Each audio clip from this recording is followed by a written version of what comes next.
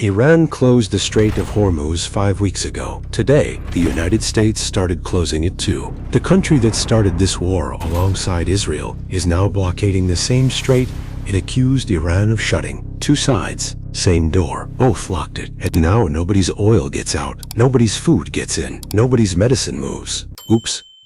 Money has a simple nature. It loves trust. It loves circulation. The moment you kill either one, money does what any sane creature does. It runs. And right now, it is running. Here is what happened. On April 8th, the US and Iran signed a 2-week ceasefire. The world exhaled. The next day, Israel launched its heaviest strikes on Lebanon since the war started. The ink was still wet. 4 days later, peace talks in Pakistan collapsed after 21 hours. Within hours, Trump ordered the US Navy to blockade all Iranian ports. Iran's Revolutionary Guard said any ship that approaches will be dealt with harshly. Iran closed the strait after the US and Israel attacked. Now the US is blockading Iran's ports in response. Two armies staring at each other across 33 kilometers of water, both choking the same passage, both saying the same thing. Nobody passes. Let me introduce you to Rosa, 41, drives a jeepney in Manila, Philippines. A jeepney is a bus made from leftover American military jeeps after World War II. That detail matters. Rosa's livelihood is literally built from the scraps of the last empire's war. Now a new empire's war is about to end it. The Philippines declared a national energy emergency. Fuel prices doubled. 425 gas stations shut down. Rosa used to fill her jeepney for 800 pesos. Now it costs over 1,500. Her route runs from Quiapo to Cubao, 40 passengers a day. The math barely worked before. It stopped working 3 weeks ago. She drives half the route now, turns around early. Some passengers walk the rest. But here is the part that should make your blood boil. This is not a new story. This is the oldest story in the world. Let me show you. In 1953, Iran had a democratically elected prime minister named Mossadegh. He did something radical. He nationalized Iran's oil, said the profits should belong to the Iranian people, not a British company called Anglo-Iranian Oil, which later became BP. The CIA and British intelligence overthrew him. Operation Ajax replaced him with a king who would keep the oil flowing west. In 2013, the CIA officially admitted it. That coup created the Shah. The Shah created the revolution. The revolution created the Islamic Republic. And the Islamic Republic just closed the Strait of Hormuz. 73 years, one straight line, from a coup over oil to a war over oil. The resource changed owners. The mechanism never changed. The exact trigger is debated, but the pattern is older than any of us. In 1494, Spain and Portugal signed the Treaty of Tordesillas, and literally drew a line down the middle of the planet. Everything on this side is mine. Everything on that side is yours. Two countries dividing a world they had never seen. That was the beginning. For 5 centuries since, the same logic is repeated. Control the resource, control the route, and when someone says no, send the ships. The 1973 Arab oil embargo pulled 4 million barrels a day off the market. It produced a decade of stagflation. The 2003 invasion of Iraq was sold on weapons that did not exist. The oil fields were secured before the museums. In 2022, the Russia-Ukraine war sent energy and grain prices through the roof. Every time, the same tune, different century, same song. The people who pay the bill are never the ones who start the music.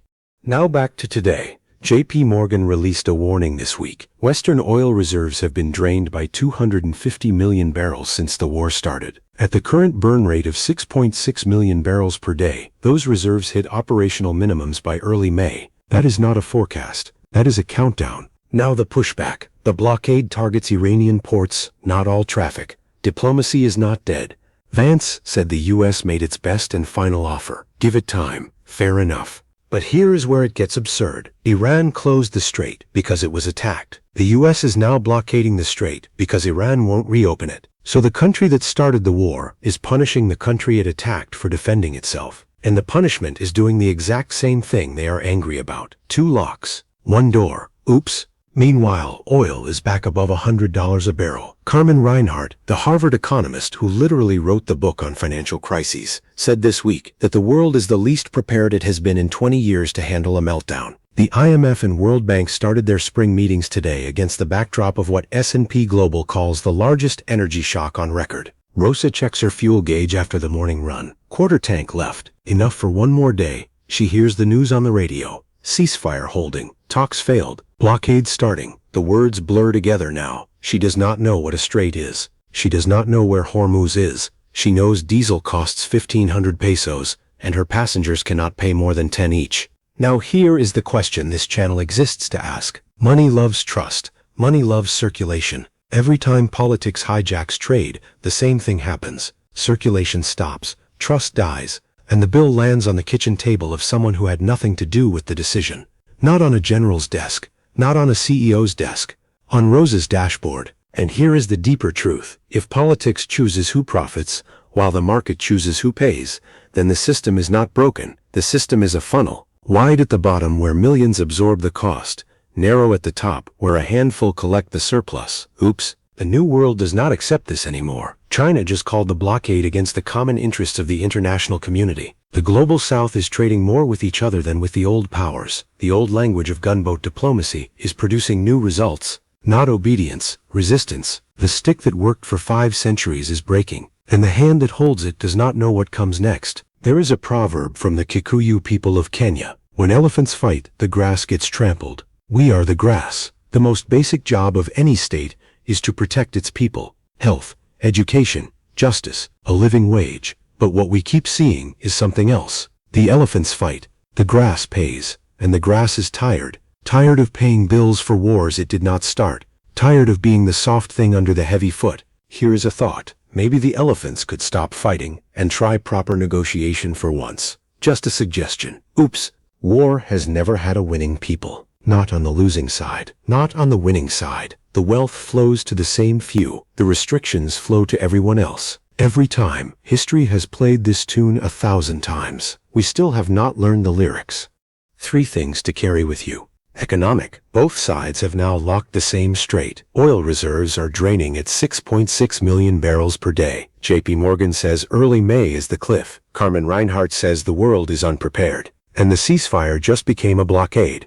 Social. Rosa drives a jeepney built from the scraps of one empire's war. A new empire's war is taking her fuel. She does not know where Hormuz is. She knows her tank is at a quarter, and her passengers cannot pay more. The distance between a warship and a jeepney is 33 kilometers of water and an ocean of injustice. Global. In 1953, Iran was a democracy. A prime minister elected by his people said his country's oil belongs to his country. The CIA and British intelligence overthrew him and installed a Shah. The Shah's oppression created a revolution. The revolution created the Islamic Republic. And now, 73 years later, the same powers are bombing that republic and calling it regime change for democracy. They removed the democracy. That removal created the hardliners. Now they are attacking the hardliners to bring democracy back. And here is the detail that completes the circle. Reports indicate that the exiled son of the very Shah they installed in 1953 is being groomed as the replacement. He spoke at a political conference in Texas, saying he intends to make Iran great again. He has not set foot in Iran since 1978. The circle is complete.